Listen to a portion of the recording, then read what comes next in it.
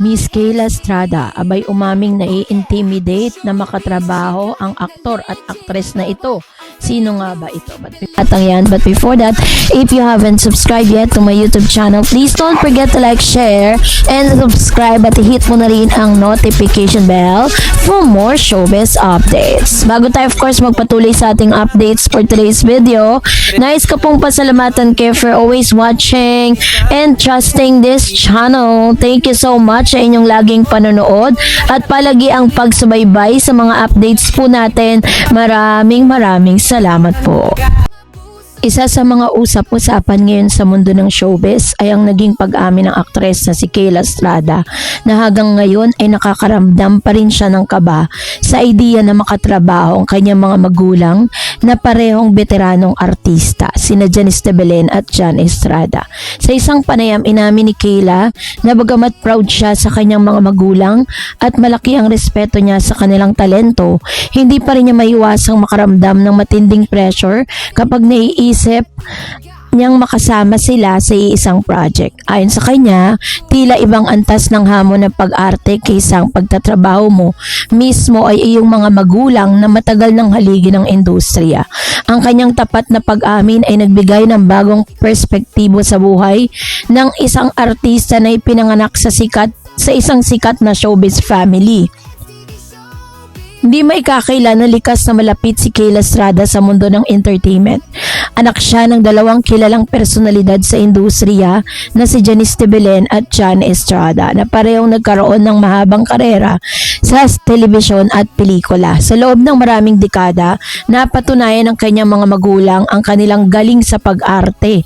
Si Janice ay kilala sa mga drama series at pelikula kung saan madalas niyang ginagampanan ang mga emosyonal at komplikadong karakter.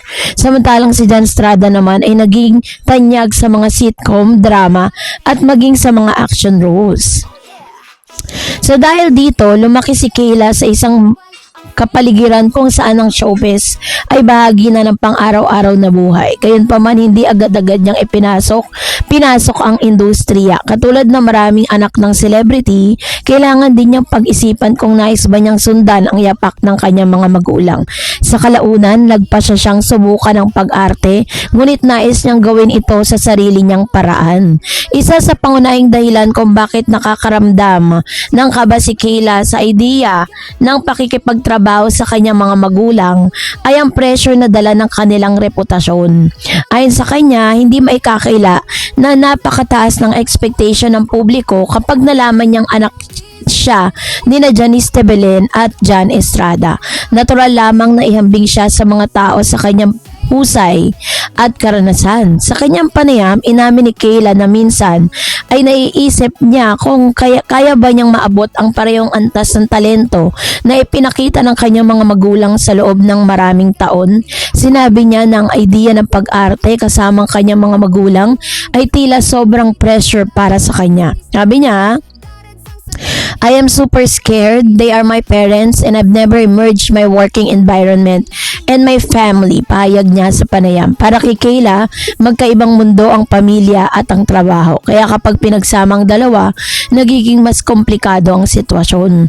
Sa kabila ng pressure, patuloy na pinatutunayan ni Kayla Estrada na kaya niyang gumawa ng sariling pangalan sa industriya. Isa siya sa mga aktres na napapansin dahil sa kanyang natural na pagganap sa mga teleserye. Nakilala siya lalo sa mga proyektong nagpapakita ng kanyang versatility bilang artista.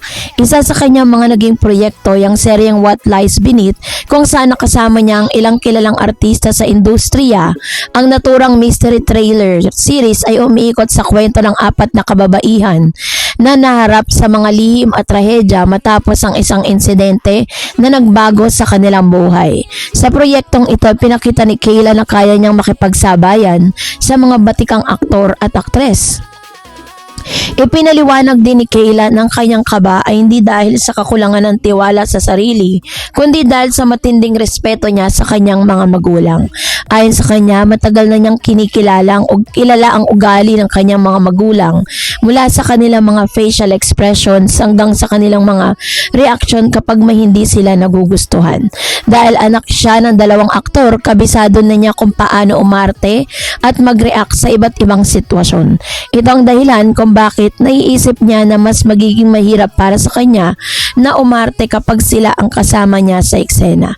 Sa madaling salita, hindi lamang sa simpleng co-star para kay Kayla, sila rin ay may mga magulang na matagal niyang nakasama sa personal na buhay. Bagamat nai-intimidate siya sa idea ng pakikipagtrabaho sa kanyang mga magulang, hindi naman niya isinasara ang posibilidad na mangyari ito sa inaharap. Sa katunayan, mayroon na siya mga idea kung anong klaseng proyekto ang gusto niyang gawin kung sakaling magkatuluyan silang magsama sa isang project. Para sa kanyang ama na si Jan Estrada, nais siyang gumawa ng isang action project. Ayon sa kanya, pareho silang mahilig sa ganitong genre, kaya sa tingin niya ay magiging masaya at exciting ito. Samantalang para naman sa kanyang ina na si Janice de Belen, nais siyang gumawa ng isang drama project dahil kilala ang kanyang ina sa mga emosyonal na role. Naniniwala si Kayla na marami siyang matututunan kung makakasama niya ito sa isang seryosong drama. Isa pa sa mga layunin ni Kayla sa kanyang showbiz career ay ang patunayan na kaya niyang magtagumpay sa sarili niyang pagsisikap. Bagamat proud siya sa kanyang mga magulang, nais niyang ipakita na may sarili siyang talento at kakayahan bilang aktres. Hindi niya nanais na makilala lamang bilang anak ni Janice at Jan. Sa halip, gusto niyang makilala bilang isang artistang may sariling identity sa industriya. Dahil dito, maingat siyang pumipili ng mga proyekto at patuloy na nag-aaral sa kanyang craft. Matapos kumalat ang mga balita tungkol sa kanyang pag-amin, maraming netizen ang nagpahayag ng suporta para kay Kayla Estrada. Marami nagsabi na normal lamang na makaramdam ng kaba kapag katrabaho mo ay ang sarili mong mga magulang, lalo na kung sila ay mga veterano sa kanilang larangan. Ang iba naman ay nagsabi na mas lalo nilang hinangaan si Kayla dahil sa kanyang pagiging honest at humble. Sa halip na magpanggap na walang pressure, pinili niyang aminin ang kanyang tunay na nararamdaman. Para sa mga fans, ipinapakita lamang nito na seryoso si Kayla sa kanyang karera at nais niyang pagbutihin pa ang kanyang pag-arte. Sa aking pananaw, napaka-natural lamang na makaramdam ng intimidation si Kayla Estrada sa idea ng pakikipagtrabaho sa kanyang mga magulang. Hindi biro ang makatrabahong dalawang artista na matagal na kinikilala sa industriya. Kahit sinong aktor ay maaaring makaramdam ng pressure sa ganitong sitwasyon. Ngunit sa kabilang banda, maaari rin itong maging isang napakagandang opportunity para kay Kayla na mas matuto sa pag-arte. Kung sakali mangyari ito, siguradong maging isang espesyal na proyekto hindi lamang para sa kanilang pamilya kundi pati na rin sa mga manonood.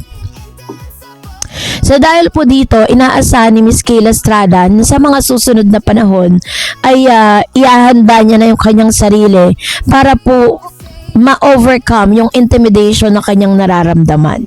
So that's it for today. For more videos and updates, please don't forget to like and subscribe, and please don't forget to follow my Facebook page, Dar Eds TV and Daraj channel. God bless everyone.